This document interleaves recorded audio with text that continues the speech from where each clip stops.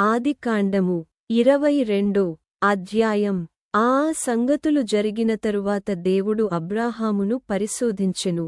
ఎట్లనగా ఆయన అబ్రాహామా అని పిలువగా అతడు చిత్తము ప్రభువా అనెను.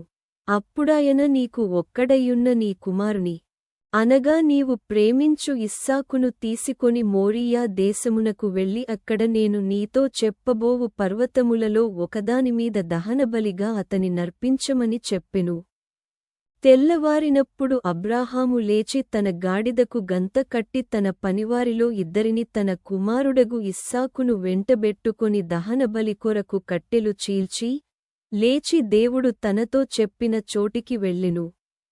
మూడవనాడు అబ్రాహాము కన్నులెత్తి దూరము నుండి ఆ చోటు చూచి తన పని వారితో మీరు గాడిదతో ఇక్కడనే ఉండుడి.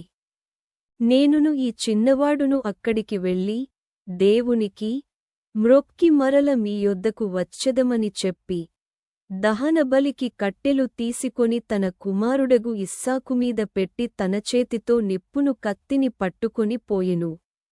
వారిద్దరు కూడి వెళ్ళుచుండగా ఇస్సాకు తన తండ్రియైన అబ్రాహాముతో నా తండ్రి అని పిలిచెను. అందుకతడు ఏమి నా కుమారుడా అనెను. అప్పుడతడు నిప్పును కట్టెలును ఉన్నవిగాని దహనబలికి గొర్రెపిల్ల ఏది అని అడుగగా అబ్రాహాము నా కుమారుడా, దేవుడే దహనబలికి గొర్రెపిల్లను చూచుకొనునని చెప్పెను.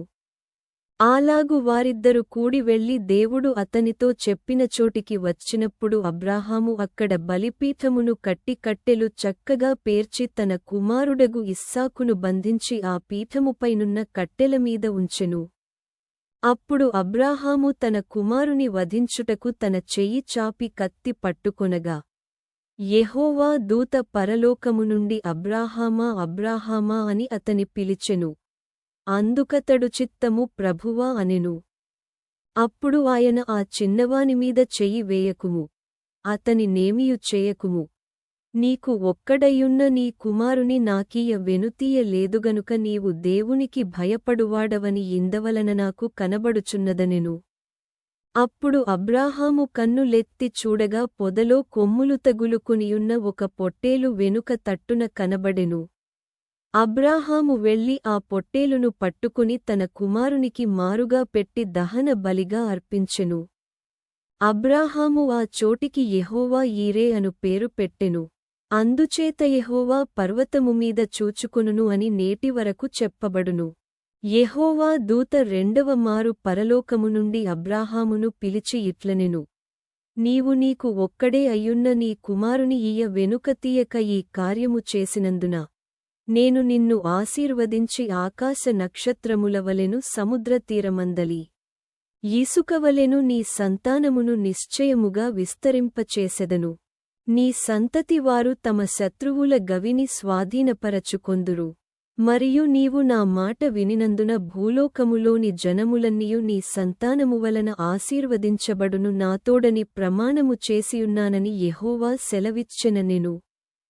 తరువాత అబ్రాహాము తన పనివారి యొద్దకు తిరిగి రాగా వారు లేచి అందరును కలిసి బెయేర్షెబాకు వెళ్ళిరి.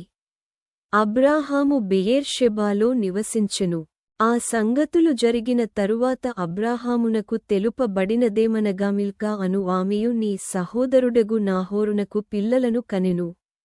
వారు ఎవరెవరనగా అతని జ్యేష్ఠకుమారుడైన ఊజు, ఇతని తమ్ముడైన బూజు, అరాము తండ్రియైన కెమూయేలు, కెసెదు, హజో, షిల్దాషు, ఈద్లాపు, బెతూయేలు. బెతూయేలు రిబ్కాను కనెను. ఆ 8 మందిని మిల్కా అబ్రాహాము సహోదరుడగు నాహోరునకు కనెను. మరియు రయూమా అను అతని ఉపపత్నియు తెబహును, గహమును తహషును మయకాను కనెను.